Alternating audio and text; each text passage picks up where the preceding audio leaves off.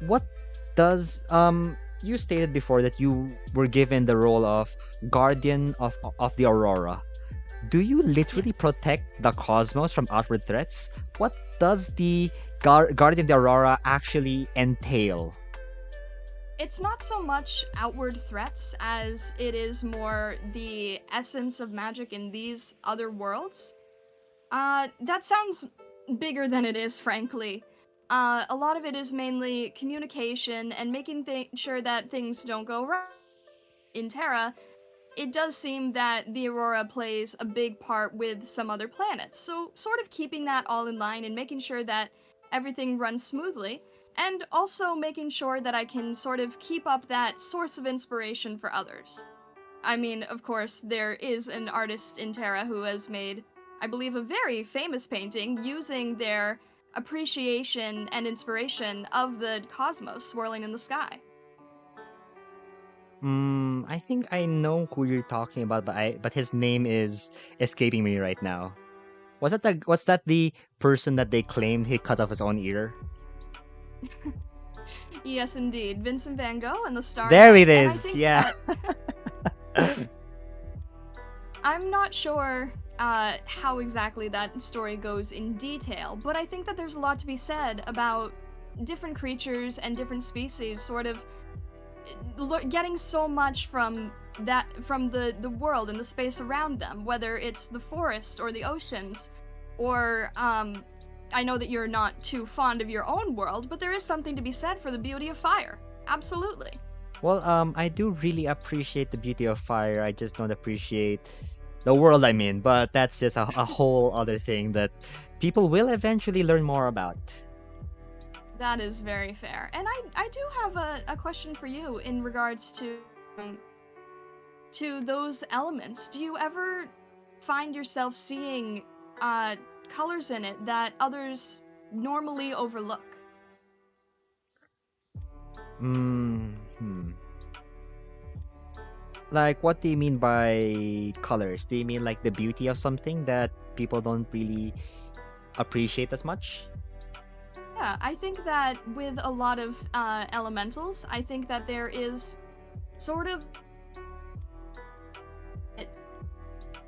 appear in their true vibrancy more than most people bother to take a considerate look at.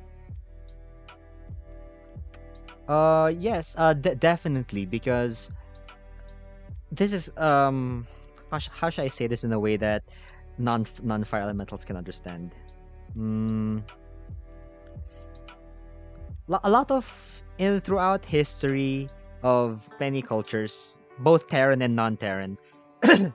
Well, I'm speaking from non-fire elementals. Fire has been used as a type of weapon. It has been used as a weapon of war. Has been used as a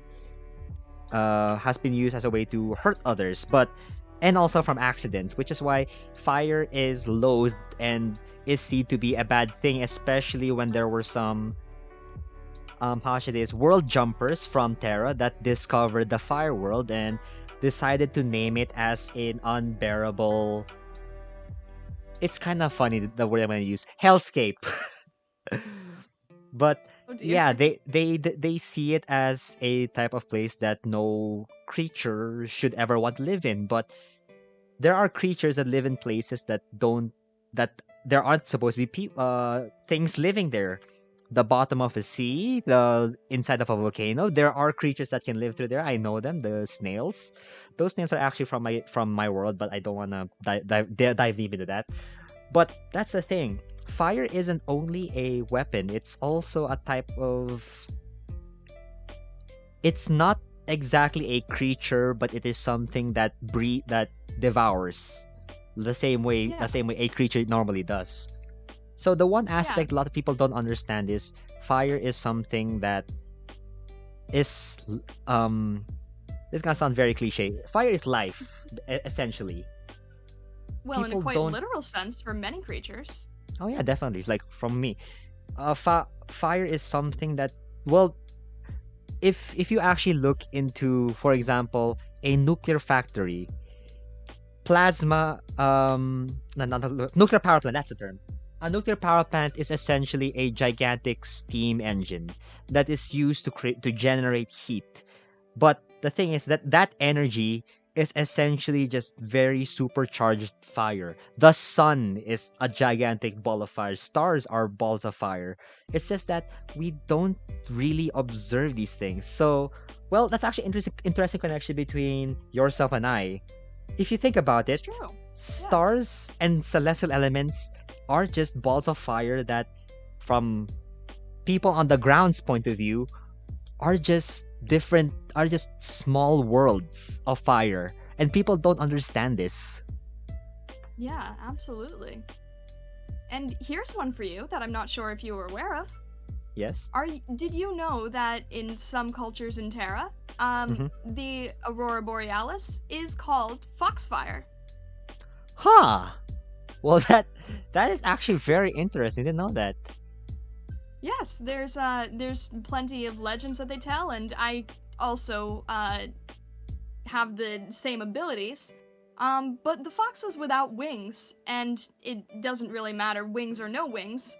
Mm-hmm. There are many spiritual foxes who are said to be able to flick the snow and the with their tail as they run through the forest, and the sparks that come from the flick of their tail and the snow fly into the sky and sort of help form the aurora. Now, of course, I'm working a bit with that on a Oh. different end, but I would say that I do work with my tail a bit to sort of essentially paint the night sky, if you will. Well, I suppose that is quite literally in some to some person's point of view because you are an artist. So